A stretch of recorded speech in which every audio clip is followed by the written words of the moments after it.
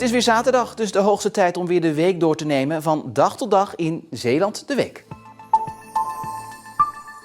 Geen nieuwe Zeeuwse sterren bij de uitreiking van de Michelin-gids in Amsterdam. Want hoewel Zeeland nog altijd de meeste sterren heeft per hoofd van de bevolking, is 1 ster in de min niet de uitslag waarmee je thuis wil komen. Gespannen gezichten, want de Michelin-ster is de kroon op het werk voor chef-koks. Maar ook gezelligheid, want de sterrenbekendmaking is ook een beetje een feestje. Ja, een beetje socializen en kijk snel van die happeningen wat gewoon heel leuk is, waar heel Nederland op afkomt, heel horeca Nederland. En je spreekt alle bestaande collega's en je doet ook een nieuwe contact op en ja, het is altijd zinvol om te gaan. Ik vind, nou, ze organiseren evenementen, dus ja, ga er dan ook gewoon naartoe. Het zit mooi in elkaar, je ziet andere nieuwe gezichten. Ja, het is gewoon een mooie show, dus ja, waarom zou je er niet naartoe gaan? Op de stoelen in deze zaal komen straks ongetwijfeld tot zweetdruppeltjes te liggen, want hier worden zometeen de Michelin-sterren van 2020 bekendgemaakt. Maar wie komt er een bij? Misschien gaan er wel af. Blijft de situatie in Zeeland hetzelfde? Bijvoorbeeld bij Jannes en Claudia Brevet van Interscaldus, die hier op deze stoelen mogen gaan zitten. Of krijgt Thijs mijn liefste er een eerste ster bij? Hij wordt al een paar jaar genoemd als een van de kanshebbers. Een spannende dag dus, want je weet het nooit. De wegen van Michelin zijn ondoorgrondelijk. Een volle zaal in Amsterdam met ook Circo Bakker. Hij stond vorig jaar in de spotlights, want toen kreeg hij zijn tweede ster voor Pure Sea in Katzandbad. Eén voor één worden de sterren bekendgemaakt, maar voor Zeeland was er geen nieuws. Interscaldus, Claudia. Interscaldus uit Kruiningen mag ook weer naar voren komen, omdat zelfs één van de 2 restaurants in Nederland hun 3 sterren behouden. Het is toch ieder jaar weer spannend, hè? Het is geen vanzelfsprekendheid. En we hebben dit jaar met z'n allen weer keihard voor gewerkt. Hè? We hebben goede mensen om ons heen en we hebben de kwaliteit en het niveau weten te handhaven. En zo gaan we ook door, hè? Waar mogelijk nog te verbeteren. En dat was ook meteen het enige Zeeuwse restaurant dat aandacht kreeg, want er komen dus geen nieuwe sterren bij. Ook niet voor publieksfavoriet Mijn Liefste uit Wolfersdijk. Ik denk dat erop hopen of ervan uitgaan of er naartoe werken, dat gewoon niet de juiste instelling is die ik misschien wel gehad heb. Maar nu heb ik dat een beetje laten varen, waardoor ik ook eigenlijk al relaxter in de zaal zat. Dat je gewoon kan kijken en als het gebeurt, dan gebeurt het en zo niet, dan gebeurt het niet. En dat is ook niet erg. Soms hebben dingen gewoon wat meer tijd nodig, denk ik. En ja, blijf jezelf en blijf jezelf geloven en dan komt hij vanzelf wel. Hij is een geweldig kok en ja, ik vind zeker dat hij in het rijtje thuis hoort. Maar ja, het is denk ik niet de vraag of, maar gewoon wanneer. La Trinité in Sluis kreeg dit jaar geen Michelinster meer, omdat ze als laagdrempelige brasserie verder gaan. Bij de dodenherdenking op 4 mei in Middelburg legt ook Duitsland voor het eerst een krans. Volgens burgemeester Bergman is de tijd er na 75 jaar rijp voor. Hij weet dat hij weerstand oproept met deze keus en zegt dat de aanstichters van de oorlog ook niet te willen herdenken, maar wel de slachtoffers en die vielen ook aan de Duitse kant. Vlissingen had meer moeten doen om de mariniers naar Zeeland te krijgen. Die kritiek klinkt vanuit de Vlissingse oppositie. De komst van de kazerne wordt onzekerder nu gesprekken tussen mariniers en Defensie langer duren dan verwacht. Echt dingen gedaan hebben ze in mijn ogen niet. Maar ja goed, daar is het nu allemaal te laat voor. Ik kan me niet voorstellen dat je nu nog acties kan ondernemen. Deze Vlissingse oppositiepartijen zijn het wachten zat. Want de marinierskazerne had hier al 3 jaar moeten staan. Het gemeentebestuur van Vlissingen had volgens hen beter zijn best moeten doen om de mariniers naar Zeeland te halen. De eerste fout is dat men dat alleen wilde doen als Vlissingen en niet als regio. En de tweede fout is dat er veel te laat gewerkt is aan draagvlak bij de mariniers zelf. Er is wat mij betreft veel te laat ingezet op een campagne waarbij je de mariniers graag verwelkomt hier in Zeeland. Ze hadden gewoon richting die mariniers al lang kunnen laten zien wat wij hier allemaal te bieden hebben. Niet alleen aan de mariniers, maar ook aan de familie achter de marinier. Dat is te laat opgestart. Ja, dat had veel eerder moeten. Achteraf is het makkelijk praten, maar het had eerder opgestart kunnen worden. De mariniers uit Doorn zijn nog steeds in gesprek met het ministerie van Defensie over de verhuizing van hun kazerne. Die gesprekken hadden in 2019 afgerond moeten zijn. Dat was in november nog de verwachting van staatssecretaris Barbara Visser. We kunnen denk ik wel concluderen dat Den Haag, de staatssecretaris, verzaakt in deze kwestie. Zij verzaakt echt, dat vindt u? Jawel, als ze zegt dat ze voor de jaarwisseling, de afgelopen jaarwisseling, een besluit neemt, dan moet ze dat ook doen. En niet weer doorschuiven. En het is al de zoveelste keer dat het wordt doorgeschoven. En Vlissingen, eigenlijk heel Zeeland, is daarvan toch de dupe uiteindelijk. De nadruk ligt nu heel erg op het lobbyen richting Den Haag. Is dat goed? Nee, dat vind ik gewoon zinloos, zonde van de tijd. Het heeft gewoon geen zin om naar Den Haag te roepen, want wat wij roepen heeft geen invloed op de beslissing. Hoe zou u het beleid van Vlissingen ten opzichte van die marinierskazerne in 1 woord kunnen samenvatten? Nou, in het verleden arrogant. En ik denk dat men zich nu wel bewust is van de mogelijkheden en de kansen die er zijn en wat men daaraan moet doen. Maar ik hoop dat het niet te laat is. Dat maar een deel van de oppositie klaagt is volgens politiek verslaggever Marcel de Kranen een teken aan de wand. Wat je zag waren 4 oppositiepartijen. Er zijn er in totaal 8. De andere 4 die zijn het wel eens met het gemeentebestuur. De coalitiepartijen uiteraard ook. Maar het is wel zo dat die kritiek luider wordt naarmate het ongeduld toeneemt. Men is het echt beu om te wachten op al die beslissingen vanuit Den Haag en dat hoor je. Damen Shipyards heeft een miljardenorder van de Duitse marine binnengesleept. Voor ruim 5 miljard euro mag de scheepsbouwer 4 fregatten bouwen. Hoewel 70% van de bouw in Duitsland zal plaatsvinden, plukt de werf in Vlissingen er ook de vruchten van, omdat de Zeeuwse werf veel expertise in huis heeft als het gaat om de bouw van marineschepen. De order is overigens nog niet helemaal zeker, omdat de aanbesteding ook nog getoetst moet worden door een rechter en de Duitse regering. Het duurt nog wel even voordat Capelle een nieuwe vaste burgemeester heeft. De gemeenteraad heeft met commissaris van de Koning, Han Polman, afgesproken dat er pas in 2021 een nieuwe 3e sollicitatieprocedure wordt gestart. Als voorwaarde hebben de partijen wel met elkaar afgesproken dat er deze raadsperiode nog, die tot 2022 loopt, een opvolger moet komen voor de 2 jaar geleden vertrokken burgemeester Anton Stapelkamp. Met de aankondiging 200 luxe bungalows te gaan bouwen in Breskens en Nieuwvliet lijkt Roompot te breken met een belofte die in 2016 is gedaan aan huurders van een staanplaats in Nieuwvliet. In notulen, in het bezit van Omroep Zeeland, schrijft Roompot dat het caravan- en chaletgedeelte de komende 15 jaar niet zou wijzigen. Die toezegging is gedaan in een gesprek tussen de Roompot en de Belangenvereniging van Huurders in Nieuwvliet. Bij die gesprekken was ook de directeur van Roompot, Jurgen van Kutsem, aanwezig. En juist het campinggedeelte, waar de Belangenvereniging in 2016 vragen over stelde, wordt nu gebruikt voor de bouw van luxe bungalows. Roompot bevestigt het bestaan van de notulen, maar geeft er een andere uitleg aan dan de campingbewoners. Volgens het recreatieconcern verandert er niks aan de bestemming van de camping, zoals het in de bestemmingsplan staat.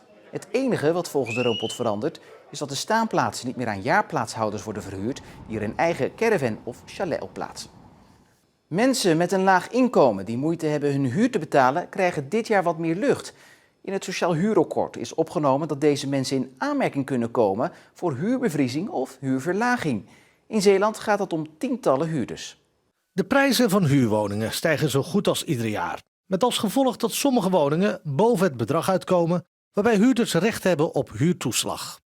Maar daar is in het Sociaal Huurakkoord iets op gevonden. Huurbevriezing of verlaging. Nou, dat betekent dat bijvoorbeeld dat er mensen zijn die nu in een woning wonen, zeg maar, waar ze eigenlijk geen recht hebben op huurtoeslag. Qua inkomen wel in aanmerking zouden kunnen komen voor die huurtoeslag, maar eigenlijk de hoogte van de huur dat blokkeert. Voor die mensen ontstaat er nu een regeling waarbij de corporaties de huur gaan verlagen tot het juiste niveau, waardoor mensen ineens wel recht weer hebben op huurtoeslag. En dat kan een groot verschil maken in iemands leven. Een voorbeeld. Een stel heeft een sociale huurwoning en betaalt €740 huur in de maand. Maar het stel gaat scheiden en de persoon die achterblijft in de woning verdient €20.000 per jaar. En met dat bedrag zou die persoon recht hebben op huurtoeslag. Maar krijgt dat niet omdat de grens van het maximale huurbedrag op €737 in de maand ligt. Dan kan een woningcorporatie dus maatwerk leveren door bijvoorbeeld een huurverlaging door te voeren naar €736 in de maand, waardoor er toch huurtoeslag aangevraagd kan worden. Nou, die bedragen dat de huur omlaag gaat, die zijn misschien niet zo heel groot. Hè? Dat kan tientjeswerk zijn. Maar het feit dat mensen recht krijgen op huurtoeslag vanaf dat moment, dan kan het ineens betekenen dat mensen misschien ineens qua woonlasten wel €200 per maand erop vooruit gaan, omdat ze dat aan huurtoeslag gaan ontvangen. Als er dan iemand door bepaalde omstandigheden, wat je altijd niet zelf in de hand hebt, komt te staan voor verrassingen op financieel gebied, dan is het toch prettig dat er dan een soort vangnet is, een vangzeil is waar je dan terecht kan. Het maatwerk zou in Zeeland voor enkele tientallen mensen in de sociale huursector gaan gelden. Een sociaal akkoord is niet bindend, maar de Zeeuwse woningcorporaties houden zich er wel aan. Ja, we doen het wel. Het is een akkoord wat gesloten is, zeg maar, tussen de vertegenwoordiger van ons als corporaties en de vertegenwoordiger van de huurders. En wij gaan als corporaties, en dat is ook wel het bredere beeld, zeg maar, in heel Zeeland, dat alle corporaties ook echt dat nieuwe huurakkoord ook gaan uitvoeren. De gevolgen kunnen groot zijn. En je kan wel denken dat overkomt mij niet of wat ook, maar je kan ineens een echtscheiding of andere familieomstandigheden, dat er iemand uit een gezin weg komt te vallen. Zo'n droeve omstandigheden, dat kan zomaar ineens gebeuren. En dan kun je toch ineens voor verrassingen komen te staan, waar ineens de huur te veel wordt of noem maar op. Het sociaal huurakkoord is in principe voor 3 jaar vastgesteld. Alle partijen in de gemeenteraad van Vlissingen willen de stad vuurwerkvrij hebben.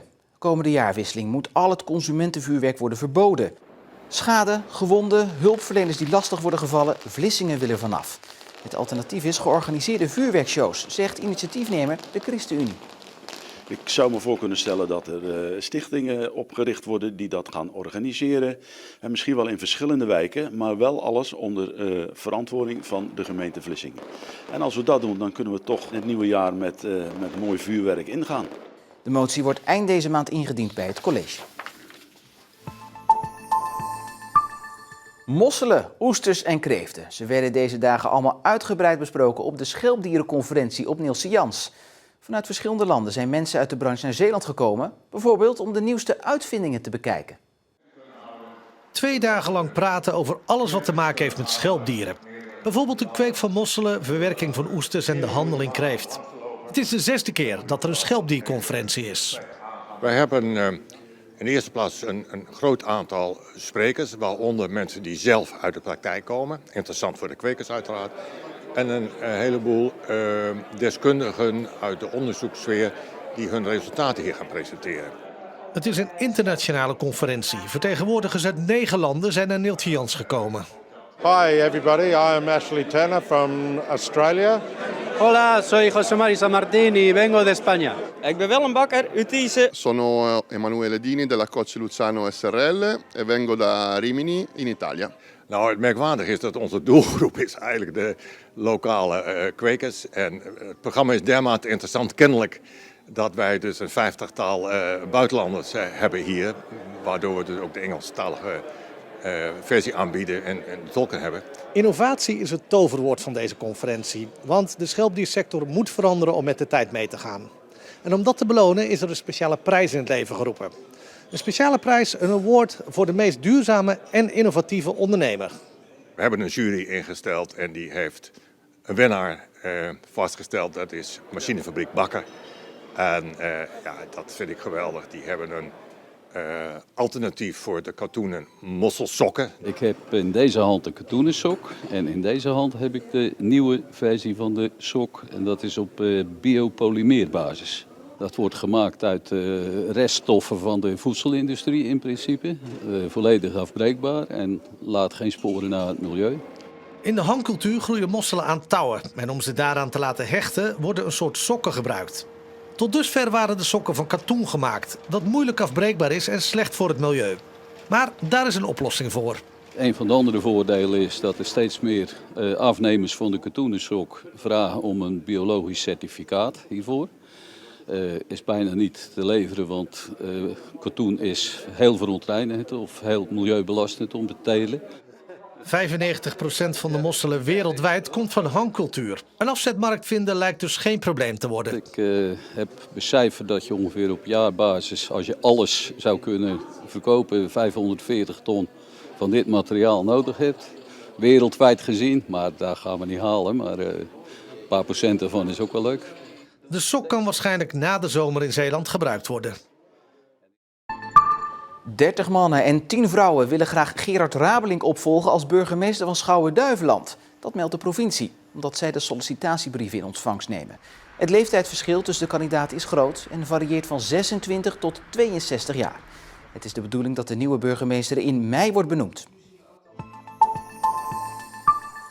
De 37-jarige man uit Polen die wordt verdacht van het doodrijden van een 24-jarige fietser in Vlissingen blijft langer vastzitten. De rechtbank vindt het vluchtgevaar van de verdachte te hoog. Straks alles over de rechtszitting van vrijdag, maar eerst een reconstructie van het fatale ongeval in de nieuwjaarsnacht van vorig jaar. Het is net een paar uur 2019 als een fietser op de hoek van de Koudekerkseweg en de Sottegemstraat door een auto wordt aangereden. Een 24-jarige man raakt daarbij zwaar gewond en wordt naar het ziekenhuis gebracht en daar overlijdt hij. De automobilist rijdt door na het ongeluk, maar vliegt 2 kilometer verder uit de bocht op de Burgemeester van Woelderenlaan. Ook hij raakt zwaar gewond. Lange tijd blijft onduidelijk wat er nou precies is gebeurd. De automobilist ontkent bij het dodelijk ongeluk betrokken te zijn. Uitgebreid politieonderzoek wijst echter toch naar de man. 10 maanden na het ongeluk wordt hij alsnog opgepakt. Hij zou 90 km per uur hebben gereden, waar 30 is toegestaan. De verdachte bleef tijdens de zitting ook ontkennen. Hij kan zich van de bewuste nacht weinig meer herinneren en was niet degene die achter het stuur zat, verklaarde hij. Zijn advocaat trok verschillende onderzoeken in twijfel. Zo zou uit onderzoek blijken dat op de plek waar de Poolse verdachte met zijn auto is gecrashed dezelfde glassplinters zijn gevonden als op de plaats van het dodelijk ongeluk. En daar zet de advocaat zijn vraagtekens bij. En daarom wordt daar nu een extra deskundige voor verhoord. Op 20 mei gaat de zaak verder. Het geheugen van Vlissingen is niet langer te vinden in de stad zelf. Het gemeentearchief en zijn hoofdbewaker Ad Tramper verlaten de stad. En dat gebeurt met een dosis realisme en met een snufje weemoed. Nou, dit is al verpakt zo te zien. Het karton er bovenop. Kijken wat hier nog onder te zien is, als we het nog kunnen zien. Misschien kan ik het even... Nou, je ziet, het kost al moeite. Het is al niet meer geschikt om te raadplegen eigenlijk. Maar ik zie wel dat dit de bommenkaart voor Vlissingen is. Hier staat precies op waar welke bommen zijn gevallen in de Tweede Wereldoorlog. Ruim 2 kilometer aan papieren en dossiers worden op dit moment verhuisd. Van het huidige archief aan de Hellebardierstraat in Vlissingen naar het Zeeuws archief in Middelburg. Het geheugen van Vlissingen verlaat de gemeente. Ja, dat gaat ook wel een beetje over identiteit, maar we moeten er ook weer niet al te zwaar aan tillen. Het geheugen is straks nog steeds op Walcheren te raadplegen en 5 kilometer verderop. En eerlijk is eerlijk, er is ook al heel veel digitaal. Dus het is niet zo dat men altijd op pad moet om de geschiedenis van Vlissingen te kunnen raadplegen. Het verhuizen gebeurt vanuit rationele overwegingen. Gemeente Vlissingen moet bezuinigen en dus ook de archiefdienst. Nou, dat betekent dat je er toch op een andere manier moet gaan huisvesten. En 5 kilometer verderop zit een perfecte huisvesting. En kunnen we straks de archieven vanuit Walcheren, centraal, vanuit Middelburg, ook de geschiedenis van Walcheren, kan daar geraadpleegd worden. Dus dat is toch wel weer een positief bijkomstig effect, denk ik. Maar goed, dat is de ratio. Maar wat betekent het voor het gevoel? Afscheid te moeten nemen van deze plek. Voor de gemiddelde Vlissingen is het misschien wel even slikken. Maar voor ons als voormalig medewerkers van het gemeentearchief Vlissingen is het niet meer echt een issue. We gaan het gewoon daar doen en we gaan het zo goed mogelijk doen. En de Vlissingen hoort echt nog van ons. Don't worry. Het oudste document dat meegaat komt uit 1505. Het persoonlijke pronkstuk van Tramper blijft ook niet achter. Ja, niet alles past in een doos, hè? Ook niet alles past in een lade. Sommige dingen zijn toch wel iets te groot om zo maar even mee te nemen. Maar toch gaat ook deze mee. En zo zijn we weer bij zaterdag en helemaal bijgepraat. Fijne avond voor nu en tot morgen.